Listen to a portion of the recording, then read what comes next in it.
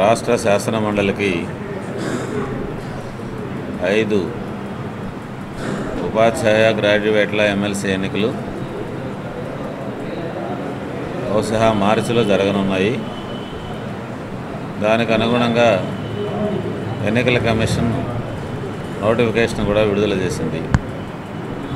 ఈ సందర్భంగా మేము చెప్పేది ఏమిటంటే, ఎన్నికల కమిషను పాత ఓటర్ల లిస్టుని రద్దు చేసి ప్రతి ఒక్కరూ మళ్ళీ ఓటర్లుగా నమోదు కావాలి అని ఆదేశించింది.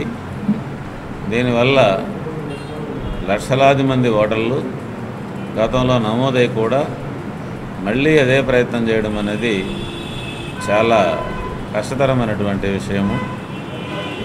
గ్రాడ్యుయేటు ఓటర్లు మాటిమాటికి మారే అవకాశం లేదు. ఎందుకంటే గ్రాడ్యుయేషన్ అనేది జీవితకాలం ఉంటుంది కాబట్టి.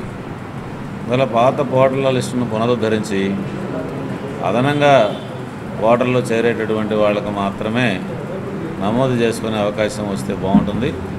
ఎన్నికల కమిషన్ దీన్ని పరిశీలించాలని చెప్పి మేము కోరుతున్నాం. ఆ మేరకు ఎన్నికల కమిషన్ కూడా ప్రాతినిధ్యం చేస్తాం.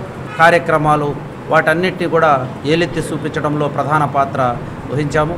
ఈరోజు ఈ రాష్ట్ర ప్రభుత్వం అధికారంలోకి రాకముందు ఒక మాట, అధికారంలోకి వచ్చిన తర్వాత వాటిని విస్మరిస్తూ ఉంది. ఇంటికొక ఉద్యోగం అని చెప్పింది. రాష్ట్ర ప్రభుత్వ కార్యాలయాల్లో ఉంటున్న 2 లక్షల ఉద్యోగాలతో పాటు విద్యా సంస్థల్లో విశ్వవిద్యాలయ స్థాయి వరకు కూడా ఉన్న ఖాళీ పోస్టులను భర్తీ చేయకుండా కాలం గడుపుతూ ఉంది. ఎవరు అడగకపోయినా కూడా 1000 రూపాయల నిరుద్యోగ భృతి ఆనాడు నిరుద్యోగులు అడిగారు 2014 మునుపు.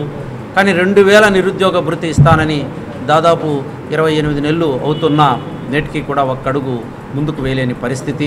ఏ ప్రభుత్వ కార్యాలయాలకు పోయినా, విద్యా సంస్థలకు పోయినా, వైద్యాలయాలకు పోయినా మొత్తం సిబ్బంది కొరత, కాంట్రాక్టు, అవుట్సోర్సింగ్ ఉద్యోగాల ద్వారా కాలం గడుపుతూ ఉంది. మరి ఈసారి 2017 ఫిబ్రవరిలో జరగబోయే ఎన్నికల్లో మరొకసారి వెటపు బాలసుబ్రహ్మణ్యం గారిని నియోజకవర్గం టీచర్ ఎమ్మెల్సీగా, ఎండపల్లి శ్రీనివాసరెడ్డి గారిని గ్రాడ్యుయేట్ ఎమ్మెల్సీగా బలపరచాలని చెప్పి యూటీఎఫ్ జిల్లా రాష్ట్ర కార్యవర్గాలు ఏకగ్రీవంగా నిర్ణయించాయి.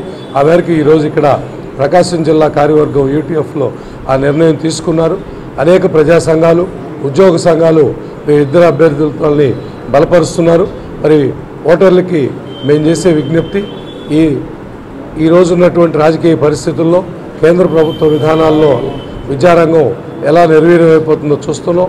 అలాగే ఈరోజు రాష్ట్రంలో 1,64,000 మంది సిపిఎస్ ఉద్యోగులు పెన్షన్ కోల్పోయినటువంటి పరిస్థితుల్లో పెద్ద ఎత్తున ఉద్యమిస్తున్నారు. గతంలో ఎంతో పోరాటం చేసి అప్రెంటిస్ విధానం రద్దు చేసుకున్నాం. అదేవిధంగా సిపిఎస్ విధానాన్ని రద్దు చేయడానికి కూడా పోరాడడానికి మేము సిద్ధంగా ఉన్నాం.